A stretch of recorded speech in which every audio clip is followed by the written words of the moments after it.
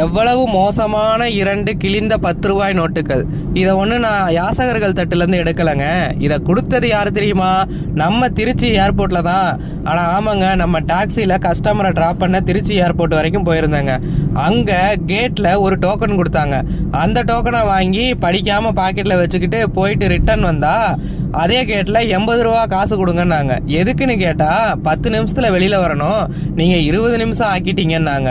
அடாடா, டோக்கனை படிக்காமல் பாக்கெட்டில் வச்சது தப்பு தான் நினச்சிக்கிட்டு சரி இந்தாங்க 100 ரூபாய் 20 ரூபா திருப்பி கொடுங்கன்னு கேட்டால் இந்த 2 10 ரூபாயை கொடுத்து வச்சுருக்காங்க. நானும் ஏர்போர்ட்டு தானே அப்படின்னு எப்படி டோக்கனை படிக்காமல் பாக்கெட்டில் வச்சனோ அதே மாதிரி இதையும் வாங்கி அப்படியே பாக்கெட்டில் வச்சுட்டு வந்துட்டேன்.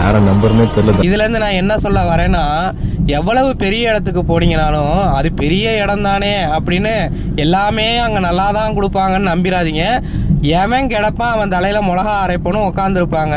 அதனால் கொஞ்சம் கவனமாக இருங்க ஃப்ரெண்ட்ஸ். தேங்க்யூ. எவ்வளவு மோசமான 2 கிழிந்த 10 ரூபாய் நோட்டுகள். இதை ஒன்று நான் யாசகர்கள் தட்டுலேருந்து எடுக்கலைங்க. இதை கொடுத்தது யார் தெரியுமா? நம்ம திருச்சி ஏர்போர்ட்டில் தான்.